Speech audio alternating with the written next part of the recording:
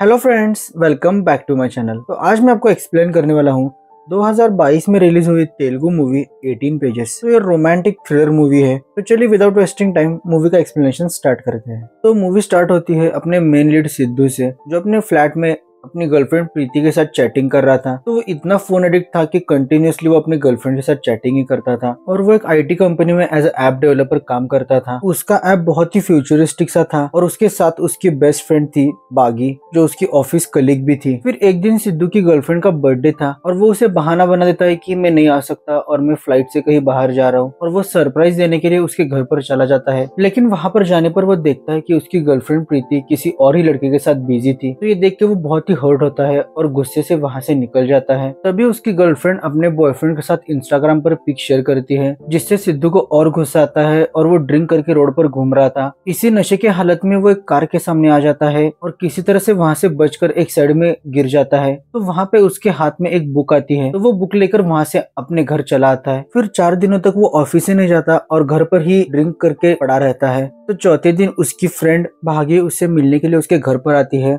और वहां से उसे उठाकर ऑफिस चली आती है। लेकिन सिद्धू के कलीग उसे चिढ़ा रहे थे क्योंकि उसकी गर्लफ्रेंड ने उसे चीट किया था। इसीलिए वो गुस्से में अपनी जीएफ के बॉयफ्रेंड के पास चला जाता है और उसे और उसके सारे दोस्तों को वहां पे पीटता है, लेकिन उसे पुलिस अरेस्ट करके ले जाती है। फिर सिद्धू की फ्रेंड बागी और उसके पापा उसे छुड़ाने के लिए पुलिस स्टेशन आते हैं। तो यहाँ पे हमें सिद्धू के पापा के बारे में पता चलता है। तो वो बहुत ही बड़े बिजनेसमैन है, लेकिन सिद्धू उनके साथ नहीं रहता और वो अकेला ही दूसरे फ्लैट में रहता है। और वो अपने पापा पर गुस्सा था क्योंकि पापा की वजह से उसके दादाजी घर छोड़कर चले गए थे। इधर फ्लैट पर सिद्धू अपना फ्रस्ट्रेशन निकालने के लिए उसके सारे बुक्स और पेजेस जला रहा था। तभी उसके हाथ में वो रोड पे मिली हुई बुक का पेज आता है और जलते हुए ही वो उसे पढ़ने लगता है। उसे वो एक पेज की कहानी इतनी अच्छी लगती है कि वो बुक ओपन करके उसे पढ़ने के लिए स्टार्ट करता है। फिर यहाँ से हमारी हीरोइन नंदिनी की स्टोरी स्टार्ट होती है। नंदिनी एक ऐसी लड़की है जो मोबाइल यूज नहीं करती। सेल्फी और इमेजेस क्लिक करने से अच्छा वो उस मोमेंट को फील करके जर्नल में लिखती है, और यही उसकी हैबिट है जहाँ पे लोग कॉल और टेक्स्ट पे बातें करते हैं। लेकिन नंदिनी को ह्यूमन इंटरेक्शन अच्छा लगता है। नंदिनी की ये ओल्ड स्कूल और इमोशनल बातें पढ़कर सिद्धू उसे कनेक्टेड फील करता है और वो आगे डायरी पढ़ना स्टार्ट करता है। नंदिनी ट्रेन से हैदराबाद आई थी क्योंकि उसके दादाजी ने एक एनवेलप दिया था और पर्सनली वेंकटराव के हाथों में देने के लिए कहा था, शायद कुछ इम्पोर्टेंट चीज होगी। इसीलिए नंदिनी हैदराबाद आई थी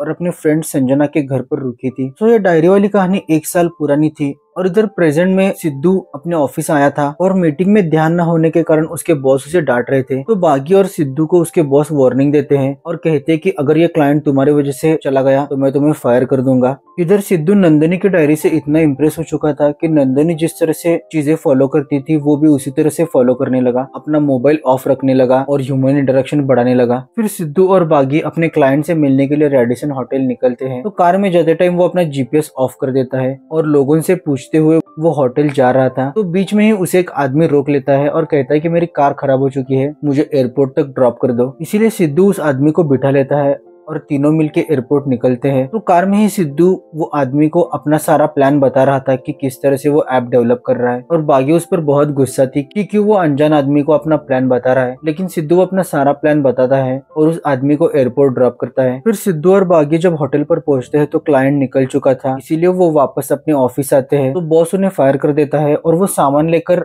घर जाने वाले होते हैं। तभी वो क्लाइंट का वीडियो कॉल आता है और वो क्लाइंट कोई और नहीं, वही सिद्धू को रोकने वाला आदमी था। और उस आदमी को सिद्धू बहुत पसंद आता है, इसीलिए वो उनका प्रोजेक्ट फाइनल कर देता है। तो नंदिनी की एक बात फॉलो करने से उसका प्रोजेक्ट फाइनल हो चुका था। तो ये चीज की वजह से सिद्धू को नंदिनी और अच्छी लगने लगी थी और हर रोज सिद्धू घर जाकर वो डायरी पढ़ता था। इधर नंदिनी लोगों से सनातन ट्रस्ट का एड्रेस पूछते हुए वहाँ पर पहुँचती है। तो वहाँ के ट्रस्ट की हालत बहुत ही खराब थी। फिर वो वहाँ की औरतों को पूछती है वेंकटराव के बारे में, तो उन्हें भी पता नहीं था कि वो कहाँ पे है। लेकिन वो बताती है कि क्रिमिनल लॉयर पद्मनाभम से मिलने के लिए वो कल कोर्ट जाने वाले हैं। इसीलिए नंदिनी संजना के घर पर वापस चली आती है। तो संजना बालकनी में बैठ के रो रही थी और सारी उसकी फ्रेंड्स अपने अपने काम में और मोबाइल में बिजी थी। तो संजना उनका वाईफाई और टीवी बंद कर देती है और कहती है कि तुम एक दूसरे से बात क्यों नहीं करती हो, यहाँ पे तुम्हारी फ्रेंड रो रही है। फिर सब लोग मिलकर उसे रोने की वजह पूछते हैं। तब वो बताती है कि मेरा बॉयफ्रेंड डबल डेट कर रहा था किसी लड़की के साथ और आज उसने मुझे छोड़ दिया है। तो उसी की यादों में वो ड्रिंक कर रही थी और रो रही थी। तो नंदिनी वहाँ पर आती है और कहती है कि अगर तुम उससे सच्चा प्यार करती हो तो तुम्हें रोने की और ड्रिंक करने की कोई जरूरत नहीं है। भले ही वो तुमसे नहीं प्यार करता था, लेकिन तुम तो उससे सच्चा प्यार करती थी, इसीलिए तुम्हें उसे माफ कर देना चाहिए। इससे सिद्धू को भी अपनी गलती का एहसास होता है और अगले दिन वो प्रीति और उसके बॉयफ्रेंड की माफी मांगता है।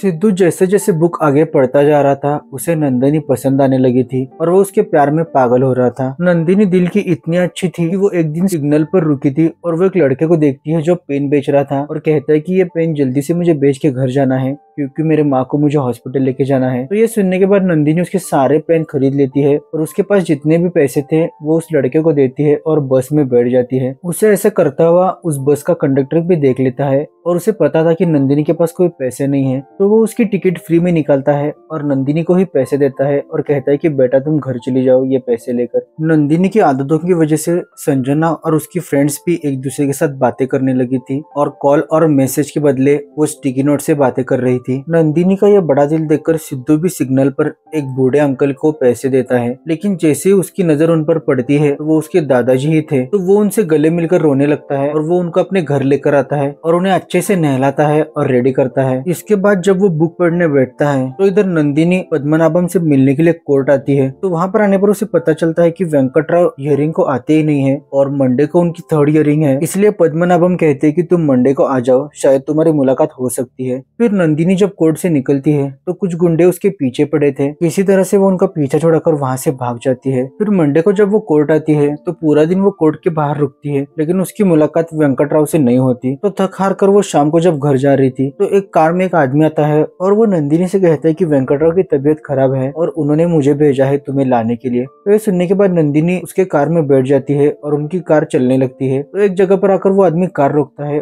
और दो गुंडे नंदिनी के आजू बाजू आकर बैठ जाते हैं और कार निकलती है। तो वो गुंडे नंदिनी को धमका रहे थे कि जो पार्सल तुम वेंकटराव को देने वाली हो वो हमें दो, लेकिन नंदिनी उन्हें वो पार्सल नहीं देती और कार एक सिग्नल पर आकर रुकती है। तो वही पेन वाला लड़का नंदिनी को देख लेता है और उसे डाउट आता है, इसीलिए वो नंदिनी के कार के पीछे वाले आदमी से हेल्प मांगता है। तो वो पुलिस को कांटेक्ट करते हैं और उस गाड़ी का पीछा करते हैं और फाइनली पुलिस उन्हें अरेस्ट कर लेती है। फिर वो पेन वाला लड़का और उसे हेल्प करने वाला था डॉक्टर संदीप और नंदिनी तीनों मिलकर घर जाने के लिए निकलते हैं। इधर नंदिनी डॉक्टर संदीप के साथ सेफ फील कर रही थी और उन दोनों की अच्छी दोस्ती हो रही थी और नंदिनी डॉक्टर संदीप से मिलने के लिए उसके हॉस्पिटल भी आती है। तो ये सब कुछ पढ़कर सिद्धू बहुत ही इमोशनल हो जाता है क्योंकि उसे लग रहा था कि नंदिनी अब उसकी गर्लफ्रेंड ही है और अब डॉक्टर संदीप नंदिनी को उससे दूर करके ले जा रहा है। इससे आगे सिद्धू की बुक पढ़ने की हिम्मत ही नहीं हो रही थी, इसीलिए वो ड्रिंक करता है और सोता ही रहता है और ऑफिस भी नहीं जाता। फिर थक हार कर 3 दिन बाद बागी उससे मिलने के लिए उसके घर आती है। तब वो देखती है कि सिद्धू को बुखार है, इसीलिए वो उनके अपार्टमेंट में रहने वाले एक डॉक्टर को बुलाती है। तो डॉक्टर आके उसे चेकअप करता है और प्रिस्क्रिप्शन और कार्ड देके वहाँ से चला जाता है। तो बाद में जब सिद्धू देखता है कि कार्ड पर नाम डॉक्टर संदीप ही है तो दोनों ही भागते हुए उसके घर चले जाते हैं और सिद्धू को लग रहा था कि डॉक्टर संदीप और नंदिनी की शादी हो गई होगी। तब डॉक्टर संदीप कहते हैं कि मेरी वाइफ का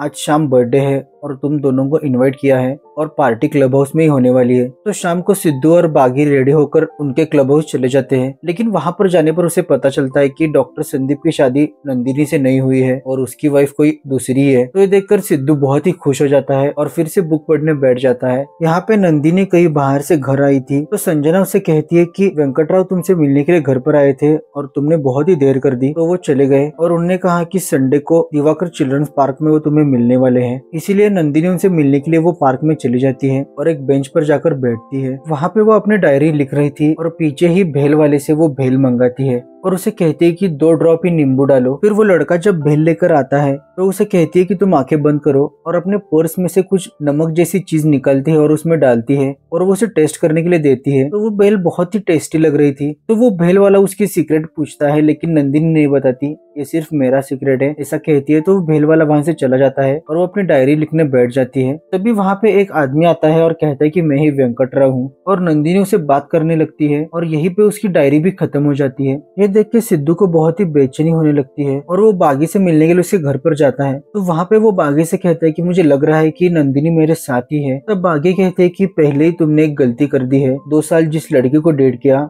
उस लड़की के बारे में इतना नहीं पता था जितना तुम्हें नंदिनी के बारे में पता है। अब ज्यादा देर मत करो। तो बागी की ये बात मानकर सिद्धू नंदिनी के गांव चला जाता है और वहाँ पे वो वास्तु विश्वनाथन का एड्रेस पूछ रहा था। तो लोगों से पूछते हुए वो एड्रेस पर चला जाता है। तो वहाँ पे नंदिनी की दादी आती है। तो सिद्धू कहता है कि मैं नंदिनी का फ्रेंड हूँ और उससे मिलने के लिए आया हूँ। तब उसकी दादी बताती है कि 1 साल पहले ही नंदिनी और उसकी फ्रेंड की एक कार एक्सीडेंट में मौत हो चुकी है और वो उसे एक पेपर कटिंग भी दिखाती है। हॉस्पिटल ले जाते टाइम ही उसकी मौत हो चुकी है। तो ये सुनकर सिद्धू बहुत ही डिप्रेस्ड हो जाता है और वो रोता हुआ घर चला आता है और वो किसी से भी बात नहीं कर रहा था और ऑफिस में भी वो गुमसुम ही रहने लगा था। तो ये देख के बागी सिद्धू से कहती है कि तुम्हें इस बात को यहीं पे खत्म कर देना चाहिए। तुम्हें नंदिनी के कब्र के बारे में पता लगाकर उसे एक बार देख लेना चाहिए। लेकिन ये सुनकर सिद्धू बागी पर ही गुस्सा करता है और कहता है कि क्या मैं ये मान लूं कि नंदिनी मेरे लिए मर चुकी है। और वो ये मानने के लिए रेडी नहीं था कि वो मर चुकी है। वो कह रहा था कि वो मेरे अंदर अभी तक जिंदा है। फिर सिद्धू भी अपना फ्लैट छोड़कर खुद के घर में शिफ्ट होता है जहाँ पे उसकी मम्मी पापा और दादा थे। तो दादा की भी तबीयत अब सुधर रही थी और सबको वो पहचानने लगे थे। दादी के मौत के सदमे की वजह से उनकी ये हालत हुई थी। फिर जब वो ठीक हो जाते हैं तो दादी की याद में वो एक दावत रखते हैं। तो सिद्धू उनसे कहता है कि दादी तो चली गई, अब उनके याद में ये क्या कर रहे हो। तब दादाजी कहते हैं कि दादी को लोगों को खाना खिलाना बहुत ही अच्छा लगता था और उसे जो चीज अच्छी लगती थी अगर वो हम करेंगे तो वो अपने मन में हमेशा जिंदा रहती है। तो ये सुनने के बाद सिद्धू को आइडिया आता है कि नंदिनी को बहुत कुछ चीजें करनी थी और वो अभी तक पेंडिंग है। तो अगर वो ये सारी चीजें करेगा तो नंदिनी उसके अंदर हमेशा जिंदा रहेगी। इसीलिए सबसे पहले वो सनातन ट्रस्ट के जितने भी बच्चे थे उनकी क्या क्या ख्वाहिशें थी वो डायरी से पढ़ लेता है और उनके लिए वो सारे गिफ्ट लेकर चले जाता है। वहीं की 4 लड़कियों के फेस भी जले हुए थे तो उनकी भी प्लास्टिक सर्जरी कराकर उन्हें ठीक कर देता है। नंदिनी की दादी को भी देखने की बीमारी थी तो उनके लिए भी वो चश्मा बना देता है। एक आदमी को नंदिनी को वॉच गिफ्ट करना था तो उसके पास उसके पूरे पैसे नहीं थे, इसीलिए वो कुछ एडवांस अमाउंट देकर वहाँ पे वॉच रिजर्व में रख के चली गई थी। तो वो वॉच के पूरे पैसे देकर सिद्धू वो वॉच ले लेता है। इसके बाद उस बस कंडक्टर ने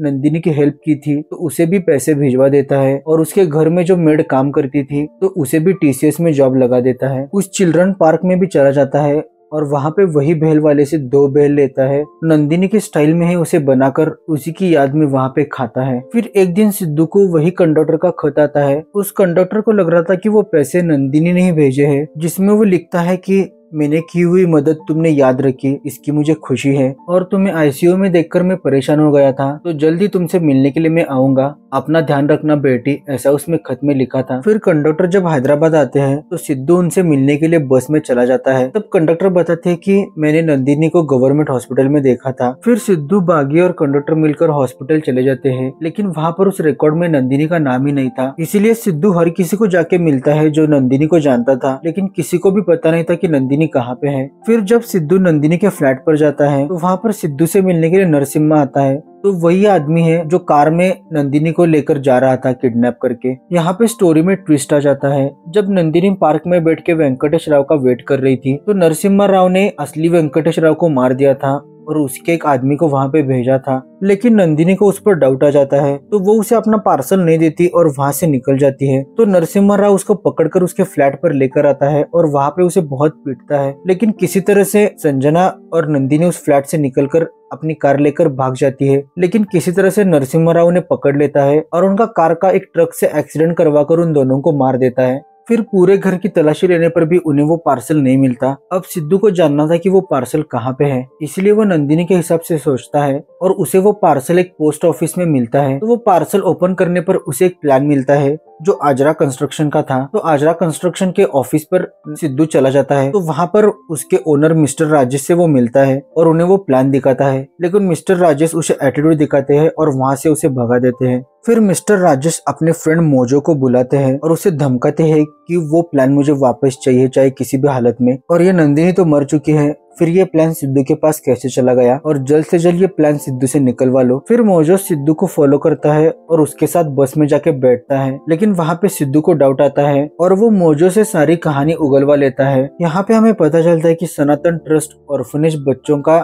शेल्टर होम था और वो बहुत ही प्राइम लोकेशन में था जिस पर अजरा कंस्ट्रक्शन की नजर थी। तो उन्होंने 2017 में उसका प्लान बनाकर सैंक्शन कर लिया था, लेकिन वो जगह अभी तक सनातन ट्रस्ट के नाम पर ही थी। उसे एक बाबा जी चलाते थे, तो उनसे मिलने के लिए मिस्टर राजेश वहाँ पे आते हैं और अपना प्लान बताते हैं, लेकिन बाबा जी उसे साफ मना कर देते हैं और कहते हैं कि ये जगह बच्चों की है और उन्हीं की रहेगी। फिर उसी रात मोजो और उसके आदमी उस आश्रम में आग लगा देते हैं और वहाँ के बच्चों को वहाँ से भगा देते हैं। फिर बाबा जी को भी मारकर वहाँ पे अपना बड़ा सा टावर और ऑफिस बना लेते हैं। फिर सिद्धू मोजो से पूछता है कि तुमने नंदिनी को कहाँ पे छुपाया है। तब मोजो बताता है कि मैं उसे क्यों छुपाऊंगा और उसको तो मैंने मार दिया है और ये रहा उसका डेथ सर्टिफिकेट। तो जब सिद्धू वो डेथ सर्टिफिकेट देखता है तो उस पर साइन डॉक्टर संदीप की ही थी। तो ये देखने के बाद वो डॉक्टर संदीप से मिलने के लिए जाता है। वहाँ पे वो डॉक्टर संदीप से कहता है कि नंदिनी तुम्हारे पास ही है और वो सेफ है, मुझे पता है, और उसे सेफ रखने के लिए थैंक यू। तब डॉक्टर संदीप जो हुआ वो बताने लगते हैं। तो नंदिनी का जब एक्सीडेंट हुआ था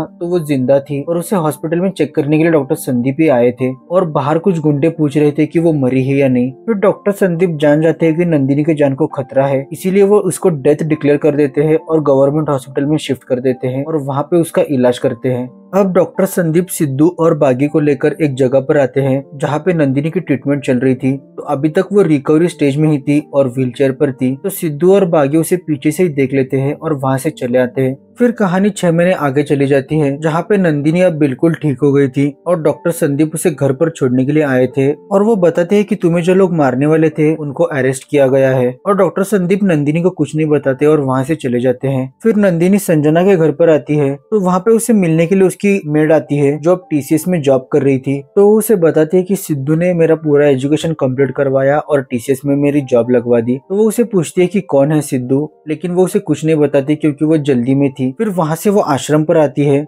लेकिन वहाँ पर कोई नहीं था, इसीलिए वो वहाँ से वापस जा रही थी। तभी उसे वो पेन वाला लड़का मिलता है और वो कहता है कि सिद्धू भैया ने मेरा सनातन स्कूल में एडमिशन करवाया है। तो वो सनातन आश्रम का अब बड़ा सा सनातन स्कूल में कन्वर्जन हो चुका था जहाँ पे ट्रस्ट के सारे लड़के और भी अनाथ लड़के वहाँ पर पढ़ते थे। तभी नंदिनी को वहाँ पर एडवोकेट पद्मनाभम मिलते हैं। तो वो उसे बताती है कि तुम्हारी केस सिद्धू ने लड़ी है और मिस्टर राजेश और उनकी कंस्ट्रक्शन कंपनी ने जो अनऑथोराइज कंस्ट्रक्शन किया था तो उसी में ये स्कूल बनाया है और उनको अब सजा हो चुकी है और ये सब कुछ सिद्धू की वजह से ही पॉसिबल हो चुका है। लेकिन नंदिनी को पता ही नहीं था ये सिद्धू कौन है और कैसा दिखता है, इसलिए वो डॉक्टर संदीप के पास जाती है। तो वो उसे बताते हैं कि मुझे तो कुछ नहीं पता अभी वो कहाँ पे है, शायद कंडक्टर को पता होगा। तो जब नंदिनी कंडक्टर के पास जाती है तो कंडक्टर उसे बागी के पास लेकर आते हैं। तो उसकी एंगेजमेंट हो रही थी तो वहाँ पे बागी नंदिनी को पहचान लेती है। तब बागी नंदिनी को बताती है तुम्हारा आखिर लास्ट वाला काम करने के लिए सिद्धू गया है और कहाँ पे है मुझे भी पता नहीं। तब नंदिनी कहती है कि मुझे पता है कि सिद्धू कहाँ पे होगा और वो उसे मिलने के लिए रेलवे स्टेशन चली जाती है। वहाँ पे वो पूरे स्टेशन पर ढूंढती है सिद्धू को, लेकिन वो सिद्धू को पहचानती नहीं थी, इसीलिए उसे कुछ पता नहीं चलता और थक हार कर वो एक डब्बे में जाके बैठ जाती है। तो उसके सामने ही सिद्धू बैठा था, लेकिन सिद्धू ने भी नंदिनी को नहीं देखा था। तो दोनों भी अनजान थे